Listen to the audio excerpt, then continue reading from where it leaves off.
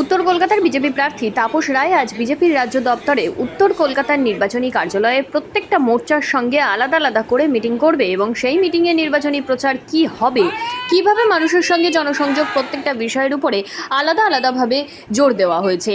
মহিলা মোর্চা, কৃষাণ মোর্চা, যুব মোর্চা, মাইনরিটি মোর্চা, এসসি মোর্চা সঙ্গে পৃথক পৃথকভাবে মিটিং করছেন তিনি। বিজেপি প্রার্থী প্রচারে বেরিয়ে কেমন লাগছে? প্রচারে বেরিয়ে তো ভালোই লাগছে, ভালো লাগারই কথা। এই প্রচারটা 2 মাস ধরে চালাতে হবে আমাকে এবং আমার সহকর্মীদের।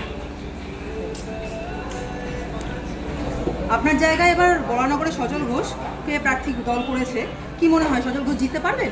ভীষণ ভালো প্রার্থী, আমি এই দলকে ধন্যবাদ জানাই। সজলের মতন এটা কর্মঠ এবং সাংগঠনিক দক্ষতা রয়েছে, মানুষের পাশে দাঁড়াতে পারে, পরিশ্রম করতে পারে, এমন একজনকে প্রার্থী করার জন্য এবং সজলের জয় সম্পর্কে আমি নিশ্চিত। বরানগরে বিজেপির সংগঠন এখন কি অবস্থায় রয়েছে? বরানগরে বিজেপির সংগঠন ছিল এবং আছে, সেটা ইদানিংকালে আরও তোমার না শক্তিশালী হয়েছে বা হবে। তার কারণ যে তৃণমূলকে তো ভোট দেওয়ার কথা, তৃণমূল কজন আর কদিন থাকবে এটা আমি তাই ভাবছি। তার কারণ তৃণমূল থেকে ভেঙে চলে আসার জন্য অলরেডি চেষ্টা চরিত্র চলছে, বরঞ্চ আমি যা শুনেছি জানি, আমি তো নতুন, যে এবার ওই রকম এলেই নিয়ে নেওয়া হবে না, এবার নাকি ছেঁকে টেকে নিয়ে নেওয়া হবে।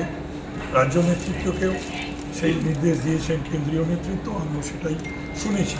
সুতরাং আর তৃণমূল সম্পর্কে মানুষের যে পারসেপশন, যতদূর আমি ফিল করেছি বা বুঝেছি, তাতে তৃণমূলকে ভোট দেওয়ার কথা মানুষ নিশ্চয়ই আগামী। কারণ মানুষ তো তৃণমূলকে ভোট দিয়েই তো এনেছিল তিনবার, কিন্তু মানুষের সেই আশা, মানুষের সেই আকাঙ্ক্ষা এবং মানুষ যেটা চেয়েছিল সেটা পূরণ হয়নি।